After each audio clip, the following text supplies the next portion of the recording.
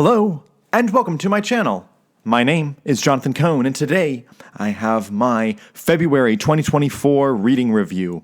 This is something new I'm starting on the channel. I started it last month, where I'll talk about all the books I actually read within a month. Usually I work 3-ish weeks ahead in my reviews, so most of these book reviews have not posted yet. A few of them might have, but most of them haven't. And so I'm just going to quickly go over what I actually read in February and give you a quick version of my thoughts, and then you'll get the full video for each one of these explaining what I thought of them.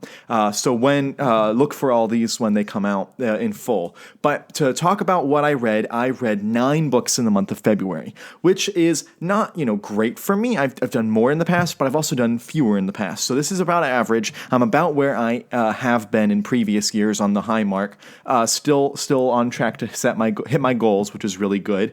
With these 9 books, I had a couple of books that were 3-star books. I had a couple of books that were 4s, and a couple of books that were 5-star books. So I didn't have any terrible books in this month, which was nice. I think I had 3 3-star books, which I just thought was meh. They're okay. I didn't really like it. I didn't dislike it. I just And then I had I think 4 4-star books. These were really entertaining, but they're not great. They're not amazing. And then I had 2 books that are in the 5-star range that were just fantastic books. And I'll give one of these books the designation of Book of the Month, like I know some people do. I think Mike from Mike's Book Reviews does this. So I'm going to do that. So starting with not when I read them, but going through the what I think is the weakest all the way to the strongest of the month.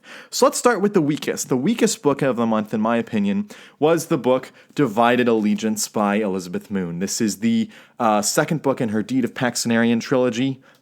Just did not care for this one. While the writing style is still very similar to the first book, the tone shifted a little bit, and this went from being military fantasy to being more of a D&D campaign, and sometimes that works in some books, and here it just got, for me, pretty boring throughout. The next book, moving up, is still in the same category of it was, okay, is the book Escape from Valow by Daniel Jose Older and Alyssa Huang. This is one of the middle grade books from the Star Wars High Republic series, and this book, it had some entertaining moments. It did some things that I actually wanted it to do, but a lot of things I think that were really mistakes in the book, and a lot of things it should have done better. This is one that the video is already out for this one, so you can look it up already on the channel. And yeah, just sadly, just didn't work as well for me. It was just okay. It was okay. As a completionist, I'm glad I read it.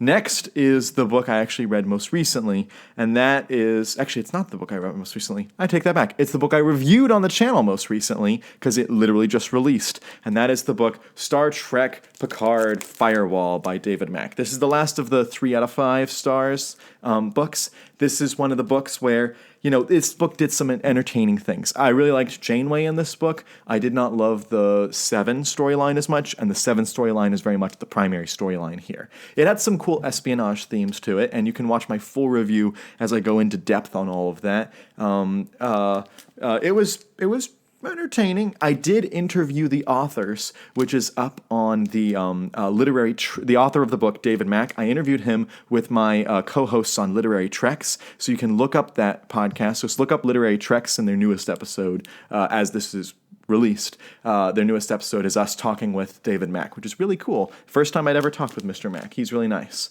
And then those were the mediocre books. The books I was just like, I didn't love, but I didn't hate the books. I just didn't love them. Now we're going into the books I actually enjoyed, and going with so these are 4 out of 5 stars. These are pretty entertaining books. These are solid entertainment out of these. The first one I'll talk about is Brad R. Torgerson's A Star-Wheeled Sky. This is one of his standalone novels. He's written 2 standalones. One of them was A Chaplain's War. I loved A Chaplain's War, one of my top books of last year, and actually has made it onto one of my top books of all time. So super excited to get into A Star-Wheeled Sky. Compared to The Chaplain's War, it was a huge step down, but as a science fiction novel, it's actually still really entertaining and got some interesting ideas. So I'll have my full review of that soon. The next book I'll talk about is another new release. This one actually comes out this week. As this is released, I believe this comes out tomorrow. And that is the book The Icarus Job by Timothy Zahn. My review, I think, is up this week. But this book, The Icarus Job, is one of the books in the Icarus saga, and it's really entertaining. And just basically, it felt right in line with where the other two, the three books in the Icarus saga, have kind of fallen. It's entertaining. It's not spectacular, but it's pretty entertaining. And this was actually the easiest mystery to call. Next, I read the book The Hut Gambit from the Han Solo trilogy by A.C. Crispin. This was an entertaining book, but boy, were there some weird things in this book. It did not have the pureness of the first book in the trilogy that I just loved. The action sequence at the end of this book was really good, as is the terrifying moment near the end of the book. If you've read the book, you know what I'm talking about. But the whole hut stuff was just weird and just not for me, and just didn't enjoy this one as much as the other. But it's still, actually, of all the books I read this month, pretty entertaining. Now, for the last of the 4 out of 5 star books that I read, the strongest of those is a YA book that I know I'm going to get flack for, and that, of course, is Twilight. Read this book, really enjoyed it, solid book. It just missed being a 5-star book for me because there were a few pacing issues, some things with the ending of the book that I thought could have done better. But actually, it was an entertaining read. It was atmospheric. It made me think. It was raining when I read this book, and that's just the perfect time to be reading this book is if it's raining. But I really enjoyed it. I think this is an entertaining book, and it does not deserve the hate it gets. So if you want more full, detailed thoughts and on which team I'm on, Team Jacob or Team Edward, watch my review when it comes out.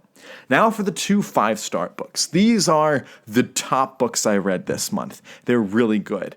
Both of them are tie-in books. Both of them are from the same franchise. Both of them are Star Trek books. I know Star Trek books are rarely on the top, but they are this month because I read some good ones.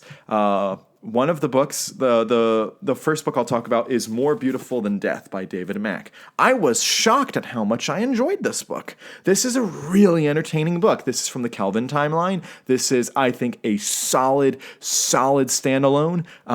Really, if you want to see Kirk and Spock basically arguing with Sarek and also dealing with the fallout of the loss of the planet Vulcan and what the Vulcans have to do now, this is the book for you. This book had so much greatness in it. It's not perfect. There were a few moments. I didn't actually love the primary like purpose of the book, the plot that was actually happening on the planet that they're visiting. That wasn't the best, but man, was the stuff, the interpersonal character stuff in this book great. That book review will be up eventually. But the number 1 book of the month this month, really strong book of the month for me, is the book IKS Gorkin Book 2 Honorbound by Keith R.A. DeCandido. This book was terrific, just a terrific book of the month. It's really short. I read it literally in one sitting. And when I say one sitting, I mean I got up to use the bathroom once while reading this, and that was it. I literally read the rest of the book in one sitting. It's a short book, and it's got kind of large print. It's like 240 pages, so it's really short. But man, it's not just that it's short that I blazed through it. It's just amazing. This book just does some great things with the Klingons. It really explores their culture well. It continues the story of book 1, wraps up some storylines in book 1, and propels us into the future of this series, and just nails everything it needs to nail just about. And Keith R.A. DeCandido, he's just a great Star Trek author, really climbing the ranks for me. So that is the book of the month for me. I have a full review of this and all the books I just talked about coming on the channel very soon. So if you have read any of these books, let me know your thoughts on them in the comments section down below. And until next time, I'm Jonathan, and thank you for watching.